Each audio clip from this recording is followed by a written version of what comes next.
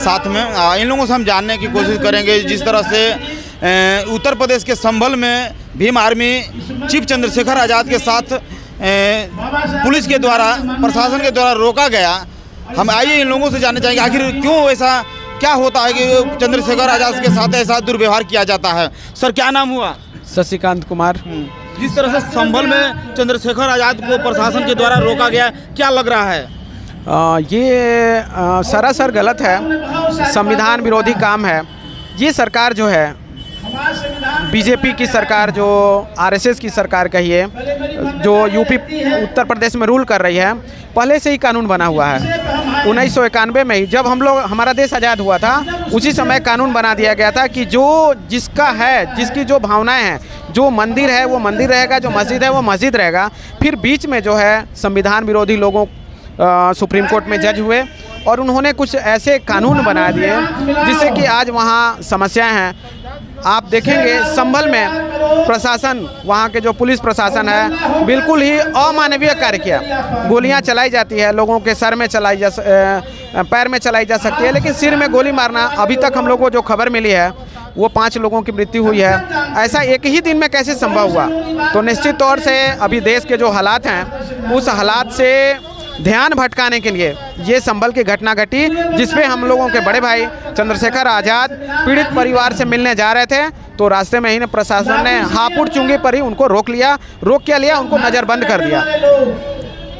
पीड़ित परिवार से जो जिस तरह से मिलने के लिए जा रहे थे, चाहे कहिए तो हमेशा दलितों का हित, गरीबों का हित के काम करते हैं, लेकिन प्रशासन वहाँ की नाकामी रहती है और चंद्रशेखर भाई को रोकने के काम करती है। तो क्या लग रहा है कि ये समाज को तोड़ने और बिखारने के काम कर रही है क्या उत्तर प्रदेश की सरकार? देखिए, उत्तर प्रदेश की सरकार चाहती है कि जितने भी मानवतावादी लोग हैं वो अपने लोगों के साथ ना जा सकें ताकि वो कमज़ोर हों। अभी तक सुनने में आया है कि अभी तक एफआईआर भी दर्ज नहीं हुआ है पीड़ित परिवार के तरफ से, और चंद्रशेखर भाई बोले कि मैं जाऊंगा तो सबसे पहले मैं एफआईआर दर्ज कराने का काम करूंगा, लेकिन अभी तक एफआईआर दर्ज नहीं हुआ। इसी को लेकर के प्रशासन बोला कि अभी तक जो है 1 दिसंबर तक वहाँ धारा 144 लगा दी गई है और किसी भी नेता को वहाँ जाने से रोका गया है। चंद्रशेखर भाई ने उनसे पूछा कि ये अचानक एक दिन में कैसे ये हुआ, इसकी सूचना हमें मिलनी चाहिए थी। मैं भी एक संवैधानिक पद पे हूँ, फिर भी सरकार के पास उसका कोई जवाब नहीं था। वो कहे कि नहीं, आप आज नहीं जा सकते, और फिर शाम में उनको रिलीज़ किया गया। तो आइए हमारे साथ एक शख्स और हैं, उनसे भी हम थोड़ा बात करने की कोशिश करेंगे। सर, जिस तरह से संभल में दंगा हुआ, अचानक निहत्थे लोगों के ऊपर प्रशासन के द्वारा गोलियां चलाई गई और चंद्रशेखर भाई मिलने गए दलित वहाँ के पीड़ित परिवार से, और वहाँ प्रशासन के द्वारा रोक दिया गया। क्या लग रहा है इसे सरकार को, क्या करना चाहेंगे आप? ये सरकार तो पूरी तरह से, हम लोग पहले से ही कहते आ रहे हैं कि ये सरकार जो है, ये सरकार मनोवादियों का सरकार है। ये सरकार ये चाहती ही है कि अत्याचार और ये बढ़ावा इसको देने का काम कर रही है। अगर बढ़ावा नहीं देने का काम करते तो चंद्रशेखर बड़े भाई को, जो कि सांसद रहे हैं, नगीना से जीते हैं 1.5 लाख वोटों से, उन्हें रोकने का प्रयास क्यों करती? जब अपने लोगों के साथ, अपने परिवार के साथ जा रहे हैं बात करने के लिए, अपने परिवार से मिलने जा रहे हैं, जिनके साथ अत्याचार हो रहा है, अन्याय हो रहा है, जब उनके साथ वो मिलने के लिए जा रहे हैं, सिर्फ तो उनको रोका क्यों जा रहा है? रोकने का कारण यही ना है, कहीं ना कहीं सरकार भी इनके साथ हस्तक्षेप कर रही है, और हस्तक्षेप करने के साथ उनका क्या कर रही है, उनको बढ़ावा दे रही है। और इन बढ़ावों का कारण ही है कि हमारे दलितों के साथ और अत्याचार बढ़ते जा रहा है, लगातार उनका मर्डर होते जा रहा है। तो ये तो होगा ही, सरकार अगर निकम्मी रहेगी तो ऐसा ही काम आपको देखने को मिलेगा। और हमारे लोग पढ़ लिख करके भी अगर अपने लोगों को, अपने हक अधिकार को नहीं समझ पा रहे हैं। आज संविधान दिवस है ना, इस संविधान दिवस के लोगों को जो संविधान के बारे में नहीं पढ़ रहे हैं, बस कमाने और खाने की ही पड़ी हुई है। कम से कम गरीबों को, कभी जो दलित लोग हैं, जो समाज को चल रहे हैं, जो समाज में चल रहे हैं, उन लोगों की तरफ भी थोड़ा सा लोगों को ध्यान देना चाहिए, उन लोगों को बढ़ावा देना चाहिए।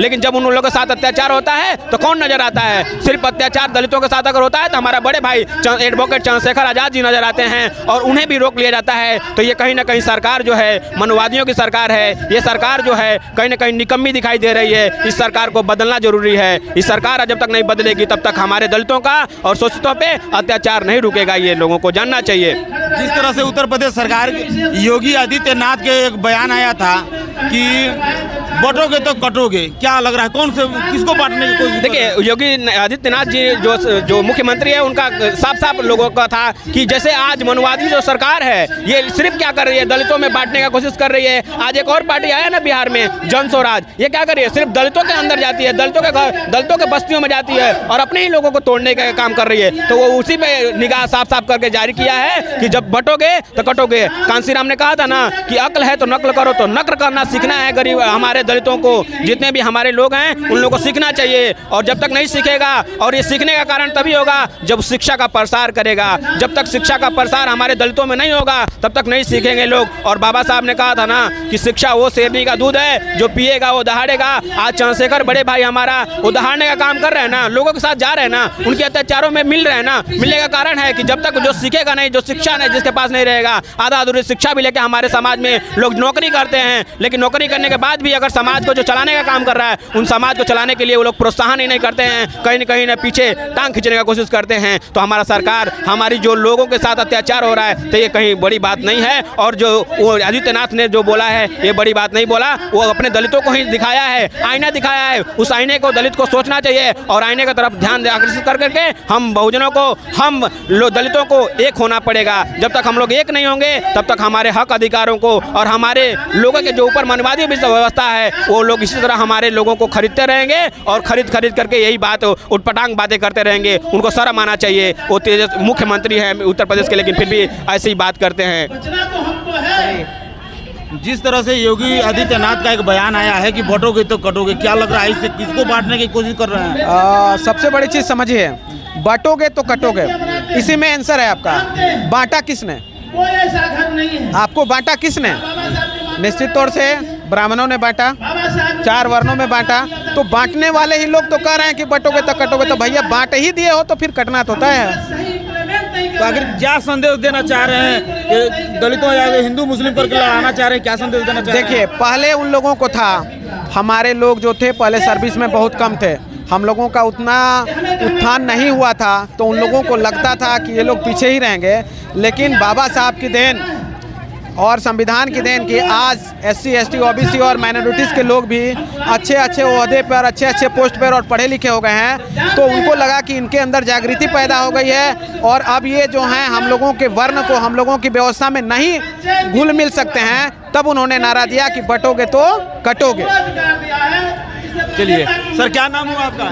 मृत्युंजय कुमार, भीम आर्मी मोहनिया प्रखंड। इस तरह से चंद्रशेखर भाई को संभल में रोका गया, क्या कहना चाहेंगे इस पे? देखिए, उन लोग रोक रहे हैं तो बहुत गलत की बात है, उन लोग को रोकना नहीं चाहिए। रोक रहे हैं तो बहुत उनको दबाव देने की कोशिश कर रहे हैं, लेकिन चंद्रशेखर और डरने वाले नहीं है। जहाँ बोल दिया कि हम आप जाएंगे तो जाएंगे किसी हालात में, वो रुकने वाले शेर नहीं है। चलिए, तो देख सकते हैं हमारे साथ जिस तरह से भीम आर्मी के कार्यकर्ता जिस तरह से बयान हम लिए, उस तरह से अगर मनवादी सरकार के द्वारा अगर आए दिन लोगों को रोकता रहा और अपने बोले तो चंद्रशेखर भाई को रोकने की कोशिश किया, उसको करारा जवाब देने के काम करेंगे। जय भीम, जय भारत।